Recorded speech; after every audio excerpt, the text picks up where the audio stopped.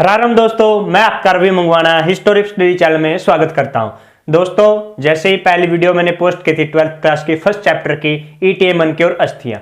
दोस्तों, उस वीडियो के कमेंट में काफी स्टूडेंट की कमेंट आई थी और मैं आसपास जो सरकारी स्कूल है उनमें भी गया था बताने के लिए कि मैंने ऐसे चैनल पर शुरू किया है। तो उन बच्चों ने भी मुझसे कहा कि सर जो इंपोर्टेंट चैप्टर है हमारे पहले वो करवाओ, क्योंकि आपको पता है कि 12th के नेक्स्ट मंथ ही एग्जाम शुरू होने वाले, इसलिए जो इंपोर्टेंट चैप्टर है वो करवा रहे हैं। जो फर्स्ट चैप्टर था सिंधु सभ्यता वो सबसे इंपोर्टेंट था। उसके बाद जो इंपोर्टेंट आता है वो आपका है छठा चैप्टर जिसका नाम है भक्ति सूफी परंपरा। ये सेकंड इंपोर्टेंट चैप्टर आपके सिलेबस से जहां से सबसे ज्यादा क्वेश्चन पूछे जाते हैं और आज हम इस वीडियो में इसी चैप्टर पर बात करेंगे। आगे बढ़ने से पहले दोस्तों मैं आपसे एक रिक्वेस्ट करना चाहूंगा। रिक्वेस्ट ये है कि आपको स्क्रीन पर दिखाई दे रहा होगा कि कितने परसेंट लोग हैं जिन्होंने अभी तक चैनल सब्सक्राइब नहीं किया। मुझे पता है आपको वीडियो अच्छी लगती है इसलिए आप चैनल को देखते हैं, लेकिन अभी तक आपने चैनल सब्सक्राइब नहीं किया तो प्लीज आपसे रिक्वेस्ट है कि चैनल को सब्सक्राइब जरूर कर ले। अगर दोस्तों आपने पहली वीडियो नहीं देखी है चैप्टर 1, उसका लिंक डिस्क्रिप्शन में मिल जाएगा, नहीं तो फिर आप उसको आई बटन पर जाकर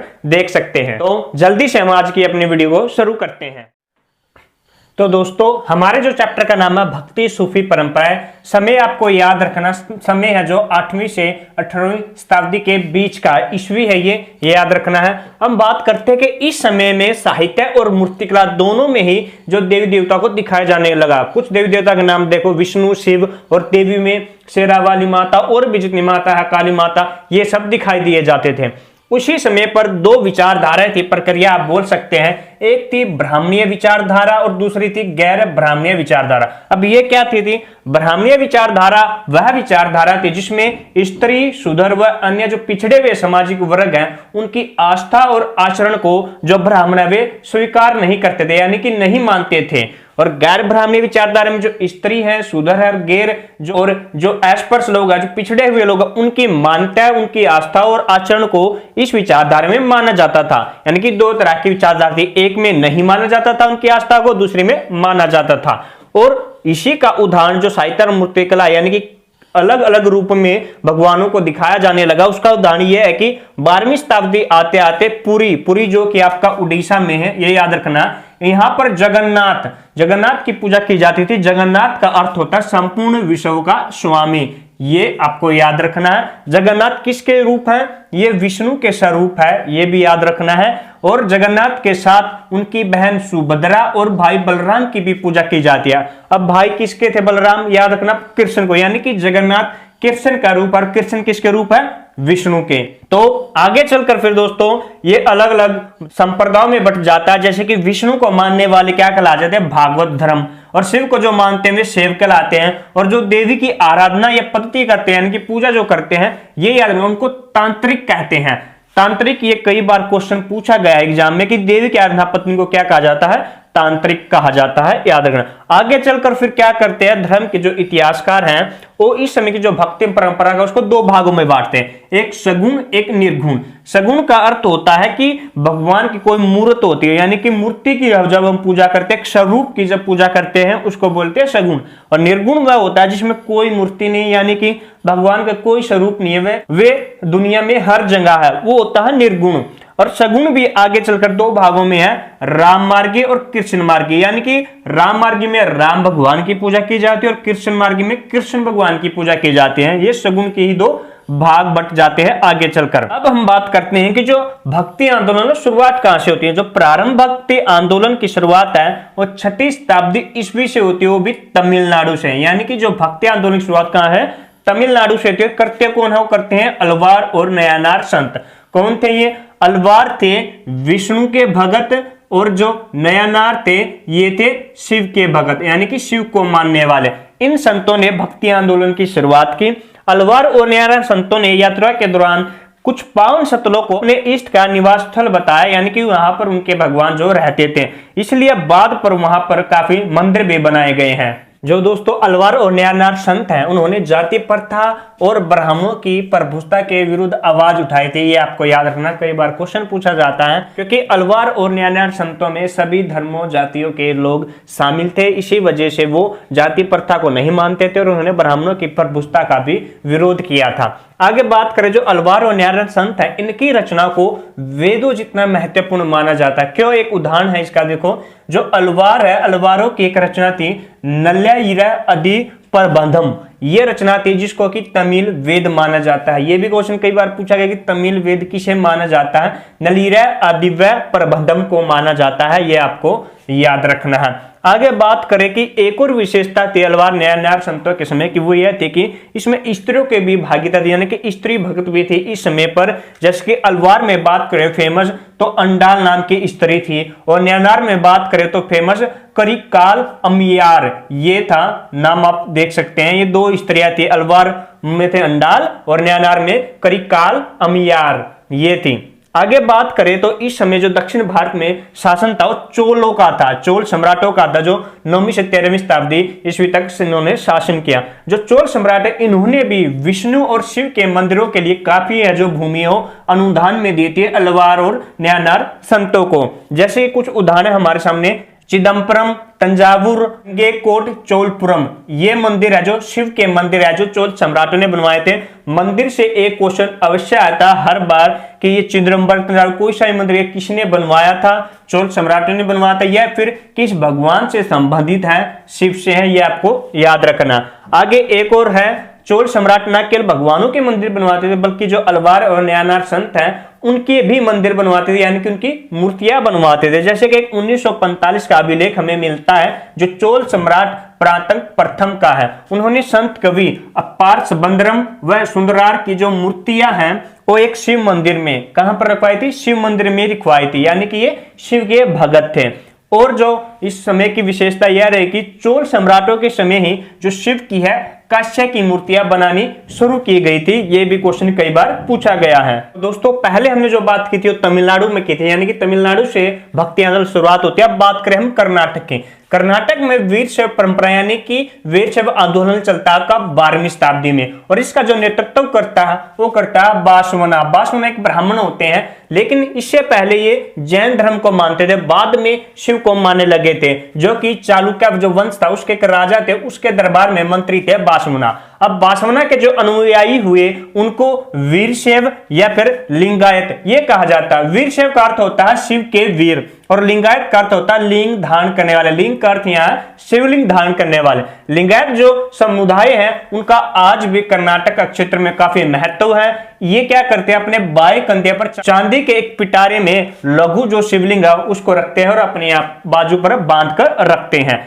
इसमें जो शामिल लोग हैं वो जंगम अर्थात यायावर भिक्षु है। जंगम का अर्थ होता है जो जंगलों में रहते हैं, यायावर भिक्षु यानी कि जो एक स्थान पर नहीं रहते, यहां से वहां घूमते रहते हैं और भिक्षा मांगकर खाते हैं, ये लिंगायत समुदाय के लोग हैं। अब लिंगायतों की बात करें तो लिंगायतों ने किस चीज का विरोध किया, किस चीज का मान्यता दी, ये क्वेश्चन कई बार पूछा गया। देखिए लिंगायतों ने जाति प्रथा, ब्राह्मण्य व्यवस्था की कठोरता, पुनर्जन्म के सिद्धांत की है जो कठोर आलोचना की है, विरोध किया है। और मान्यता किसको दी है? वैश्विक विवाह, विधवा पुनर्विवाह, इन चीज को मान्यता दिया है। वैश्विक विवाह का अर्थ होता है यानी कि एक जो निश्चित आयु होती है विवाह की वो पूरी होने, जैसे कि आज बात करें लड़की के लिए 18 और लड़के के लिए 21 वर्ष है, यानी कि ये आयु होने पर उनका विवाह कर सकते हैं, कानूनी मान्यता है। क्योंकि इस समय जो विवाह होते थे वो बाल विवाह होते थे, 12, 13, 10 साल की उम्र में विवाह कर दिया जाता था। इसी वजह से इन्होंने वैश्विक विवाह और विधवा पुनर्विवाह को मान्यता दी। अब आगे हम बात करते हैं उत्तरी भारत की। तो ये तो दक्षिण भारत की बात थी जहां से आंदोलन शुरू था भक्ति। अब उत्तरी भारत में इस समय है विष्णु और शिव की पूजा की जा रही है, और इसी समय तुर्कों का आगमन हो रहा भारत में, और 1206 में तो दिल्ली सल्तनत की स्थापना ही हो जाती है, यानी कि मुसलमान शासन की स्थापना हो जाती है। और इसी समय पर सूफियों का आगमन भी हो रहा है, क्योंकि हमारा चैप्टर क्या है? भक्ति सूफी परंपरा, सूफियों का जिक्र आएगा, सूफियों का आगमन हो रहा है। अब तुर्कों का आगमन क्या है? उदाहरण दे दो। पहले 711 ईस्वी में मोहम्मद बिन कासिम पहले जो अरब सेनापति हैं सिंध पर विजय प्राप्त करते हैं, यानी कि पहले मुसलमान है, सबसे पहले आक्रमण किया।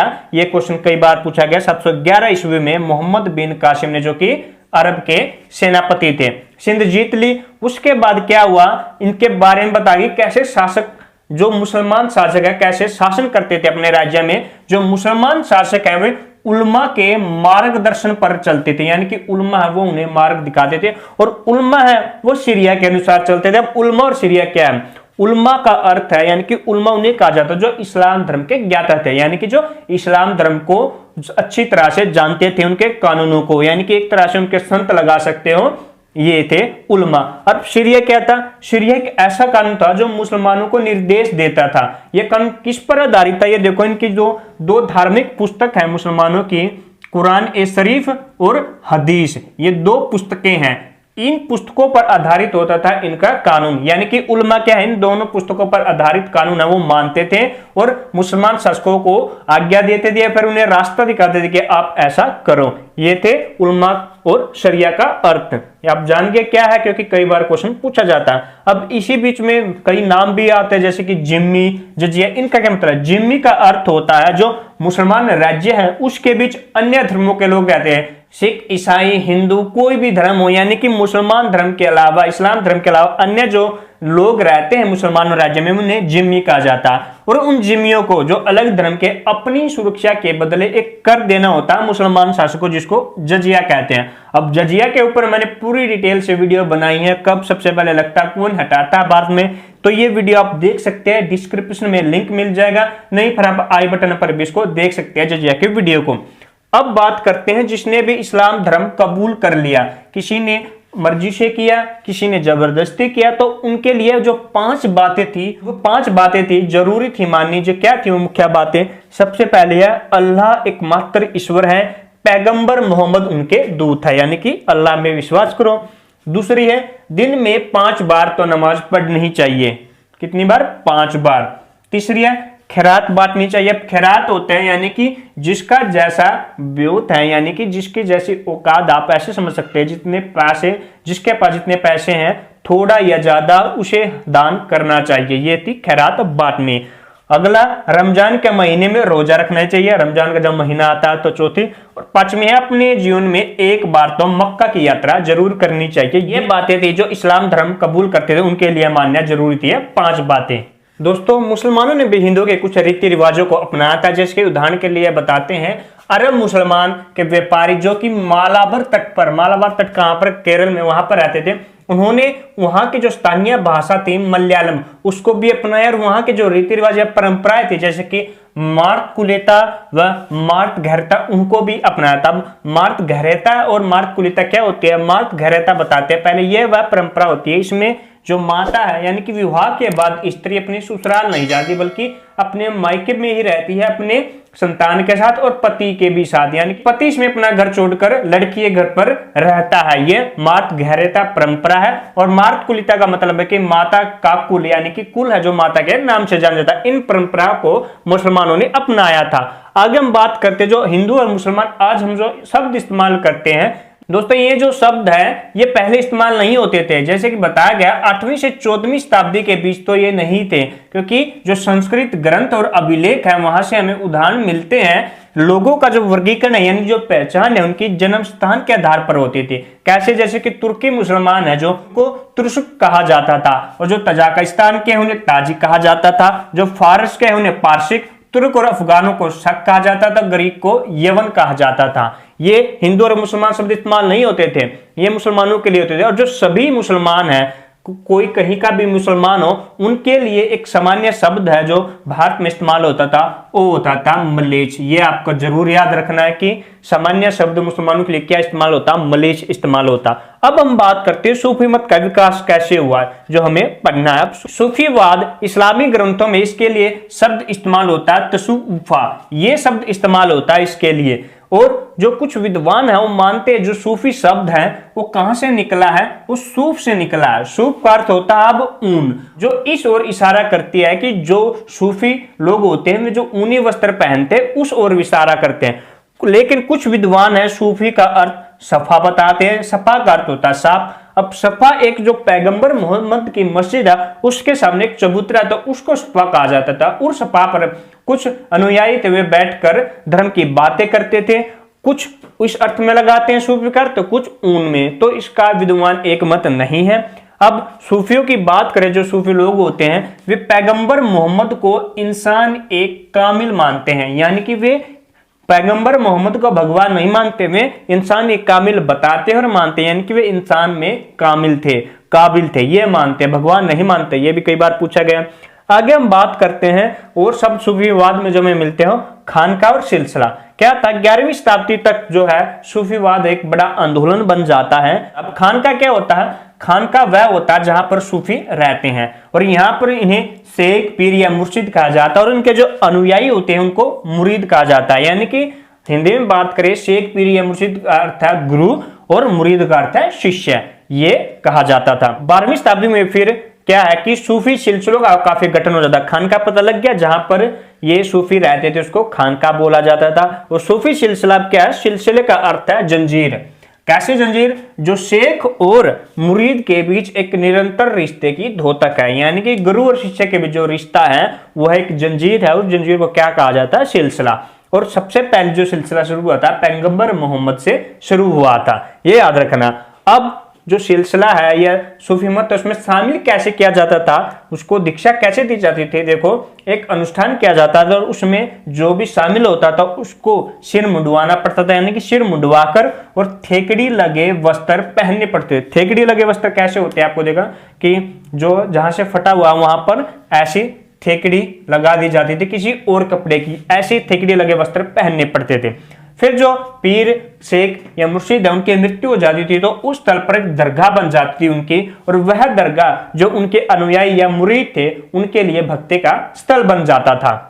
तो दोस्तों, कुछ सूफी संत ऐसे भी थे जो खानखा के बाहर रहते थे, यानी कि वे फकीर, निर्धनता और ब्रह्मचार्य का जीवन जीते थे। ऐसी उनकी जिंदगी थी, जिन्हें कलंदर, मदारी, मलंग, हैदरी या फिर बेसरिया कहा जाता था। यह नाम एक जरूर पूछ सकता क्या कहा जाता। बेसरिया का अर्थ होता है शरिया को ना मानने वाला। और शरिया क्या था, अभी आपको बताया था पहले मैंने, शरिया एक कानून था जो मुसलमानों को निर्देशित करता था, यानी कि निर्देश देता था, उसको ये नहीं मानते थे। अब हम बात करते हैं दोस्तों आगे सूफी संप्रदाय। कुछ सूफी संप्रदाय थे जो प्रसिद्ध है, उनको देखते हैं और उनकी स्थापना। यहां से भी एक क्वेश्चन जरूर पूछा जाता है कि किस सूफी संप्रदाय की स्थापना किसने की। जैसे जो चिश्ती संप्रदाय है उसकी स्थापना ख्वाजा मुइनुद्दीन चिश्ती ने की थी। दूसरा जो सुहरावर्दी है उसकी स्थापना शिहाबुद्दीन सुहरावर्दी ने की थी। फिर है कादरी संप्रदाय, इसकी स्थापना शेख अब्दुल कादिर जिलानी ने की थी। अगला सत्तारी संप्रदाय, इसकी स्थापना शाह अब्दुल्ला सत्तारी ने की। अगला फिरदौसी संप्रदाय, इसकी स्थापना बदरुद्दीन ने की। अगला है नक्शबंदी संप्रदाय, इसकी स्थापना ख्वाजा वली उल्लाह ने की थी।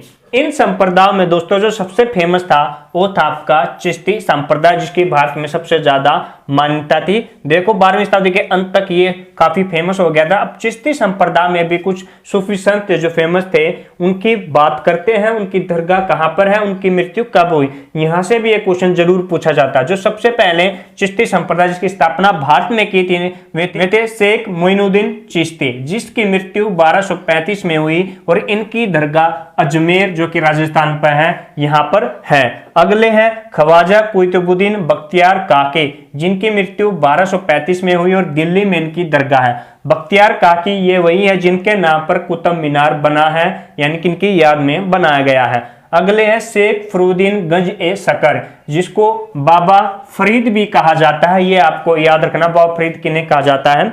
इनकी मृत्यु 1265 में हुई थी और अजोदन जो कि पाकिस्तान में है वहां पर इनकी दरगाह है। अगले हमारे शेख निजामुद्दीन औलिया, जिनकी मृत्यु 1325 में हुई थी और इनकी दरगाह दिल्ली में है। अगले है शेख नसरुद्दीन चिराग दहली, इनकी मृत्यु 1356 में हुई थी और इनकी दरगाह भी दिल्ली में है। इस लेसन में हम जो खानका पढ़ेंगे वो शेख निजामुद्दीन औलिया की पढ़ेंगे। तो शेख निजामुद्दीन औलिया की जो खानका थी वो दिल्ली के बाहर थी, यमुना नदी के किनारे गियासपुर में। कहाँ थी, ये क्वेश्चन भी पूछ सकते हैं। और यहाँ पर सुबह से देर रात तक एक रसोई चलती थी, सामुदायिक रसोई, जिसे लंगर कहा जाता था, यानी कि कोई भी यहाँ पर आकर खाना खा सकता था, अमीर गरीब कोई भी हो। और ये चलती थी फतवा होता था बिना मांगी खैर, यानी कि इसके लिए किसी से कोई खैर या पैसा नहीं मांगा जाता था, सब अपनी मर्जी से यहाँ दान देते थे। शेख निजामुद्दीन औलिया की जो आपको याद रखनी बात तो ये थी, ये अजीवन अविवाहित रहे, यानी कि सभी सूफी संत जो चिश्ती संप्रदाय के उनकी सभी की शादी हुई थी, लेकिन निजामुद्दीन औलिया की नहीं हुई। और इन्होंने 7 सुल्तान, सबसे ज्यादा लंबा, यानी कि 7 सुल्तान देखे थे दिल्ली सल्तनत के बनते और उतरते।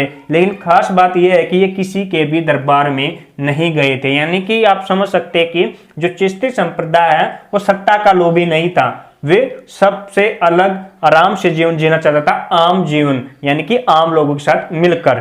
तो ये जो सूफी संत बताया, इनमें सबसे पूजनीय जो दरगाह थी वो ख्वाजा मोइनुद्दीन चिश्ती की थी, यानी कि जिन्हें गरीब नवाज भी कहा जाता, सबसे पूजनीय दरगाह इनकी थी। इस दरगाह पर सबसे पहले जो सुल्तान आया था मोहम्मद बिन तुगलक आए थे, जो तुगलक वंश के थे, और सबसे पहले इमारत इनकी दरगाह पर बनवाई थी मालवा के सुल्तान गयासुद्दीन खलजी ने। आया पहली बार मोहम्मद बिन तुगलक था भले, लेकिन दीवार जो पहली बार इमारत है मालवा के सुल्तान गयासुद्दीन खलजी ने बनवाई थी, ये याद रखना।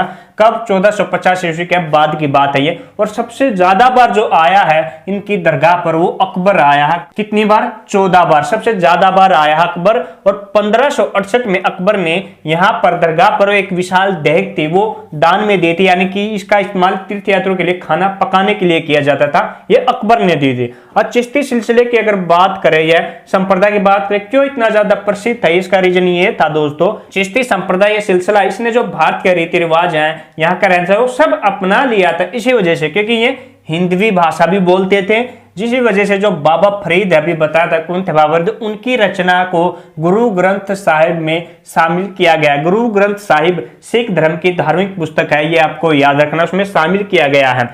आगे बात करें, जो कुछ सूफी संत थे वे ईश्वर के प्रति प्रेम को मानवीय प्रेम के रूपक के रूप में अभिव्यक्त करते थे। अपने प्रेम को, ईश्वर के प्रति प्रेम दिखाने के लिए क्या करते थे? मानवीय प्रेम को दिखाते थे। कैसे? उदाहरण के लिए एक पुस्तक है मलिक मोहम्मद जैशी, इनकी पुस्तक है पद्मावत, जिसमें पद्मिनी और चित्तौड़ के राजा रतन सिंह के प्रेम के बारे में बताया गया है। यह क्वेश्चन भी कई बार पूछ सकता है कि पद्मावत किसकी रचना है। आगे दोस्तों अब ये बात करें कि ये तो दोस्तों 14वीं शताब्दी तक की भक्ति और सूफी परंपरा थी। अब नवीन भक्ति बात करते, नए नए कौन आए भगत है, अब नए नए संत कौन आए उनकी बात करते हैं। नवीन भक्ति में सबसे पहले हम बात करते हैं कबीर की। कबीर दोस्तों हिंदी में आपने पढ़ा होगा पूरी डिटेल से, इसलिए मैं सिर्फ जहां से क्वेश्चन आएंगे वही बता रहा हूं। कबीर जिनकी रचना बीजक है और इनके कई पद, इनकी भी जो रचनाएं हैं गुरु ग्रंथ साहिब में शामिल की गई हैं, और इनके गुरु का नाम रामानंद है। कबीर के बारे में आप अच्छे से जानते हैं, हिंदी में पढ़ा था। अगले हैं हमारे गुरु नानक, जिनका जन्म 1469 में पंजाब के ननकाना में हुआ था। ननकाना जो कि आज पाकिस्तान में है। दोस्तों मैंने कबीर का इसलिए नहीं बताया क्योंकि कई विद्वान इसमें असहमत है, इसलिए गुरु नानक का जन्म बता दिया। गुरु नानक थे जो भगवान या रब का कोई आकार नहीं ऐसा मानते थे, यानी गुरु नानक का मानता कि भगवान या रब हर जगह है। दोस्तों इन्होंने अपने अनुयायियों को फिर समुदाय के रूप में संगठित किया। गुरु नानक कभी भी एक अलग धर्म की स्थापना नहीं करना चाहते थे। अलग धर्म की स्थापना, जो सिख धर्म की स्थापना, वो उनके अनुयायियों द्वारा ही की गई। इन्होंने मुसलमान और हिंदू दोनों से अपनी अलग पहचान बनाई, जिस वजह से फिर एक धर्म बन गया। इनके जो शिष्य थे गुरु नानक के, वो अंगद थे, इनको ही अपने बाद गुरु पद दिया था गुरु नानक ने, यानी कि दूसरे जो गुरु बने वो अंगद बने थे। ये सिलसिला 200 वर्षों तक चलता रहा। यानी कि सिख धर्म की बात करें तो इसमें 10 गुरु थे। 10 गुरु के बाद फिर लास्ट गुरु गोविंद सिंह थे। 10 गुरु कौन कौन से थे देखो, नाम यहाँ पर है। पहले थे हमारे गुरु नानक, फिर थे दूसरे गुरु अंगद, तीसरे थे गुरु अमरदास, चौथे थे गुरु रामदास, पांचवें थे गुरु अर्जुन देव, छठे थे गुरु हरगोविंद, सातवें थे गुरु हरराय, आठवें थे गुरु हरिकिशन, नौवें थे गुरु तेग बहादुर और 10वें थे गुरु गोविंद सिंह। ये 10 गुरु हुए सिख धर्म में। अब हम बात करें आगे दोस्तों, जो 5वें गुरु थे इनके, 5वें गुरु कौन थे देखो, गुरु अर्जुन देव। इन्होंने क्या किया, जो गुरु नानक है और उनके 4 उत्तराधिकारी, 4 उत्तराधिकारी कौन से, अंगद, अमरदास, रामदास, ये थे। इनकी जो उत्तराधिकारी और गुरु नानक, इन चारों, और बाबा फरीद जो भी बताया सूफी संत थे, कबीर अभी बताया है, रेदास यानी कि आपके रविदास हैं ये, इन सभी की जो रचनाएं हैं उनको आदि ग्रंथ साहिब में शामिल किया, और इसको कहा जाता है गुरबानी या गुरुवाणी। आज हम सुनते हैं जो गुरुद्वारा में गुरुबानी हुई, यही है गुरु ग्रंथ साहिब से। फिर दोस्तों अगले जो 10वें गुरु हुए गुरु गोविंद सिंह, उन्होंने क्या किया, उन्हें 9वें गुरु की रचना को भी आदि ग्रंथ साहिब में शामिल कर दिया, और इसका नाम क्या रख दिया, गुरु ग्रंथ साहिब। इससे पहले से आदि ग्रंथ साहिब कहा जाता था, 9वें गुरु की रचना शामिल करते इसका नाम गुरु ग्रंथ साहिब कहा गया।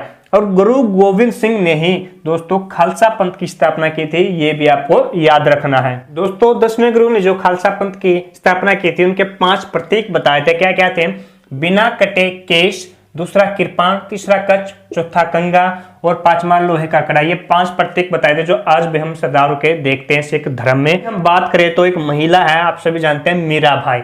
मीराबाई मारवाड़ मेड़ता जिले की राजकुमारी थी जिसका विवाह मेवाड़ के सिसोदिया कुल में हुआ था। विवाह का क्वेश्चन जरूर पूछा जाता है, किस कुल में हुआ था? सिसोदिया, ये याद रखना। और इनके गुरु रेदास थे यानी कि रविदास थे। ये कृष्ण को अपना पति मानती थी यानी कि कृष्ण की भक्ति करती थी। मीराबाई को भी आपने हिंदी में काफी अच्छे से पढ़ा होगा। जहां से क्वेश्चन आ सकते हैं वो मैंने यहाँ पर लिख दिया कि उसके पूछ लेगा विवाह किस स्कूल में होता है, उनके गुरु पूछ लेंगे। तो दोस्तों ये था पूरा चैप्टर भक्ति सोपी परंपरा। तो ये वीडियो काफी मेहनत से बनाई है दोस्तों। अगर वीडियो आपको अच्छी लगी है तो प्लीज कमेंट करके बताएं। अगर आप कमेंट करेंगे तो मुझे पता लगेगा कि हाँ आपको वीडियो अच्छी लग रही है। और साथ ही वीडियो को लाइक और शेयर करना ना भूलें। ऐसी वीडियो के लिए हमारे चैनल को सब्सक्राइब करना ना भूलें और बेल आइकन बटन भी दबा लें ताकि जैसे ही मेरी न्यू वीडियो आती है आपके पास जल्द से जल्द पहुंच के। धन्यवाद।